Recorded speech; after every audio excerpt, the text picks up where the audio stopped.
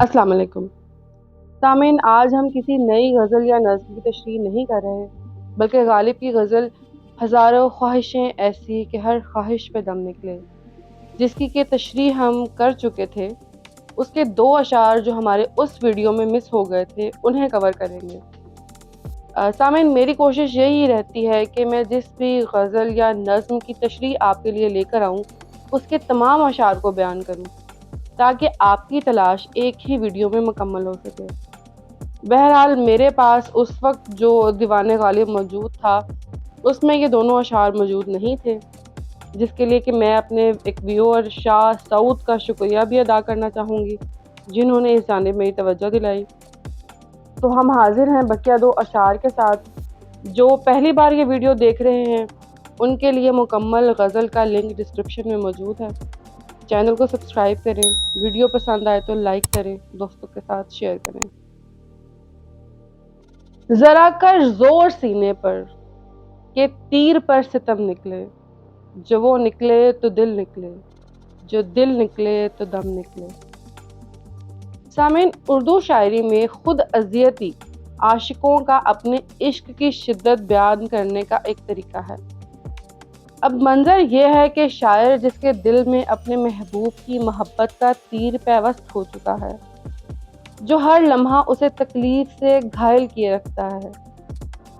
अब शायर के अहबाब उन्हें समझाने की सही करते हैं कि क्यों एक बेरुख महबूब की मोहब्बत में खुद को इस कदर अजियत का शिकार करते हो।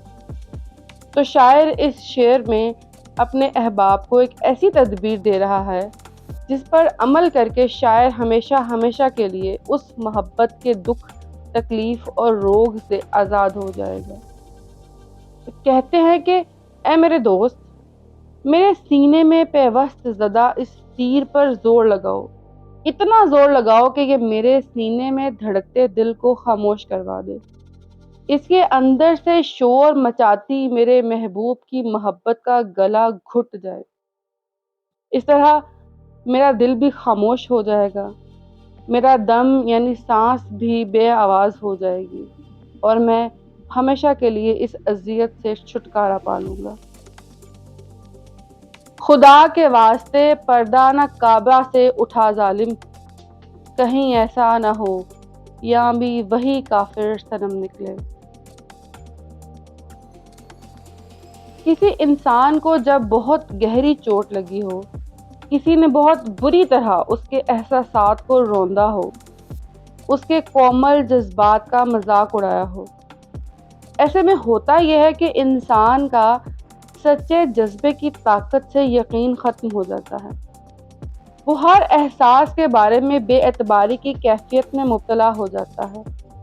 ऐसे में कोई एक रिश्ता, कोई एक ताल्लुक अगर ऐसा हो जिस पर अभी भी उसे अंधा एतमाद हो, तो वो उस ताल्लुक को परखने या उसके मुखलिस होने की आजमाइश करने से खौफ खाता है कि अगर ये भी उसी तर्ज पर बेवफा या कमज़र्फ निकला तो मेरा वजूद तो किरची किरची होकर रह जाएगा।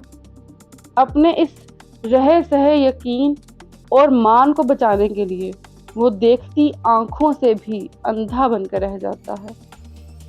गालिबी ज़ेरे तशरीह शेर में कुछ ऐसा ही बयान कर रहे हैं कि खुदा अगर काबे के पर्दे में छुपा है तो उस पर से पर्दा ना हटाओ, उसे छुपा रहने दो। ये ना हो कि यहाँ भी काफिरों के खुदा की तरह पत्थर का बुत नस्ब हो, तो फिर हम अपनी दुआओं और फरियाद की सुनवाई कहाँ जाकर करवाएंगे। सामीन, ये 2 शेर थे, उम्मीद करती हूँ आपको पसंद आए होंगे। चैनल को सब्सक्राइब कीजिए, वीडियो को लाइक कीजिए और दूसरों के साथ ज़रूर शेयर कीजिए। बहुत शुक्रिया।